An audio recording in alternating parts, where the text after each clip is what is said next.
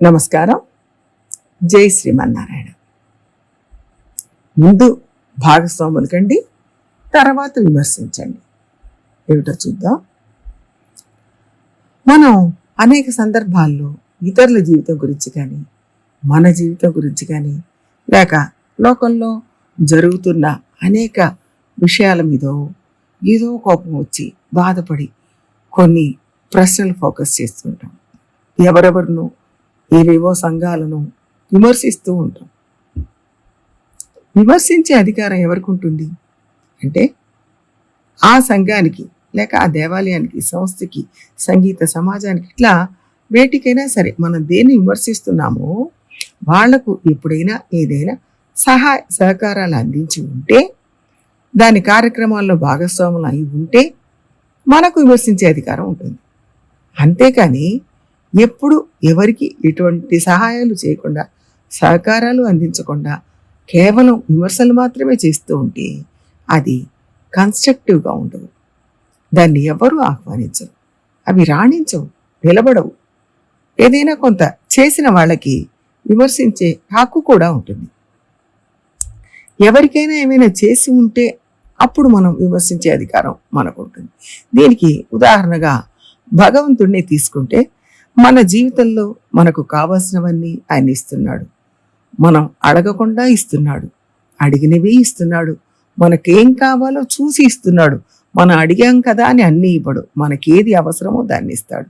ధనం కావాలన్నా ఆయన్ని అడుగుతాం, విద్య కావాలన్నా ఆయన్ని అడుగుతాం, ఉద్యోగం కావాలన్నా ఆయన దగ్గరికే వెళతాం, పిల్లలు కావాలన్నా ఆయన కృప కోసమే ఎదురు చూస్తాం.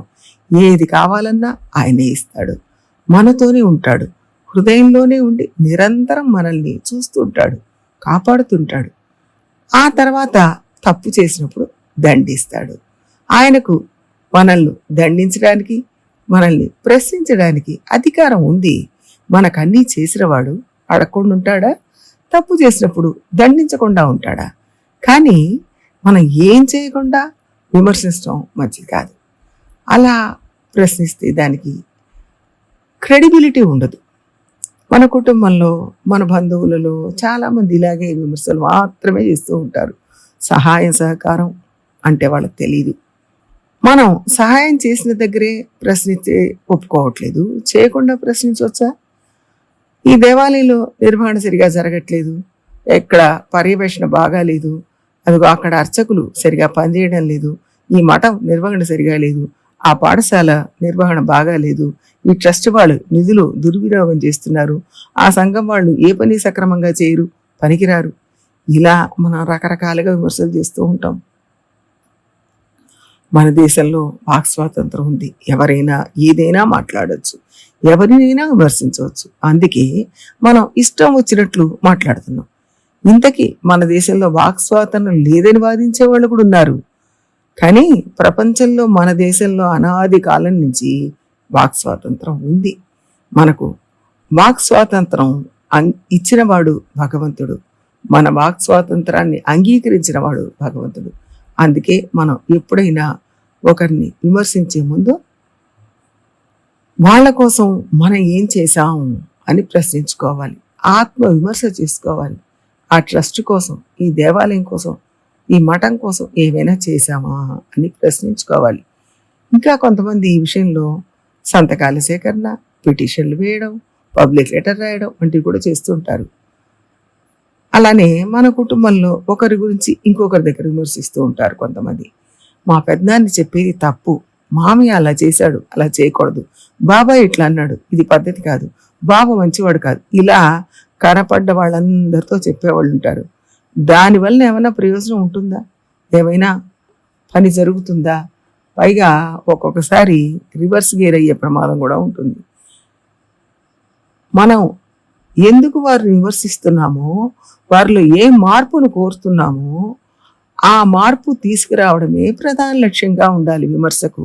అలా కాకుండా ఉత్తగా వీపు వెనకాల విమర్శించడం చాలా తప్పు. దీనివల్ల ప్రయోజనం ఉండదు.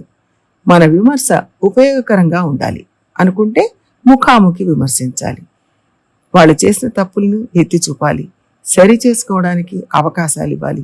సరైన పద్ధతిలో నడుచుకునేందుకు ఏది అవసరమో అదే మాట్లాడాలి. అందరినీ కూడగట్టుకొని మాట్లాడాలి. అందరి సమక్షంలో చర్చించుకోవాలి. ఎవరో ఒకరిని పట్టుకొని విమర్శించినంత మాత్రాన రావాల్సిన మార్పులు రావు. ఎవరో ఒకరు చేసేవే తప్పులు అని ఒక్కళ్ళని టార్గెట్ చేయకూడదు. ఒక సిస్టమ్ అంటూ ఉన్నప్పుడు, ఒక ఆర్గనైజేషన్ అంటూ ఉన్నప్పుడు దాంట్లో అనేక మంది సభ్యులు ఉంటారు. కుటుంబంలో కూడా అలాగే అనేక మంది సభ్యులు ఉంటారు. అందరి పాత్ర ఉంటుంది.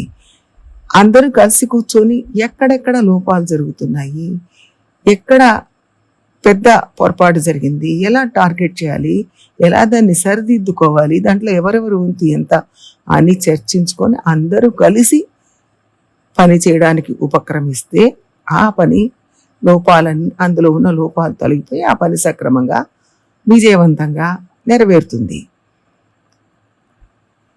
ఒకవేళ అలా కాకుండా మనం ఎయిట్ వాళ్ళు ఎప్పుడు విమర్శించడమే పనిగా పెట్టుకుంటే ఎవరో ఒకళ్ళు మనల్ని అడుగుతారు, మీరే మాత్రం సక్రమంగా చేస్తున్నారు అంటారు. అప్పుడు ఎట్లా ఉంటుందంటే కొమ్మ మీద కూర్చొని కొమ్మని నరుక్కున్న వాళ్ళం అవుతాం. దేనిని విమర్శించాలన్నా ముందు మనం ఆత్మవిమర్శ చేసుకున్నామా అని చూడాలి. మన ఇల్లు సక్రమంగా ఉందా, మనం ఇన్ ఆర్డర్లో ఉన్నామా అని చూడాలి. ఆత్మ పరిశీలన చేసుకోకుండా కేవలం ఎదుటి వాళ్ళని విమర్శించడమే ధ్యేయంగా పెట్టుకోకూడదు.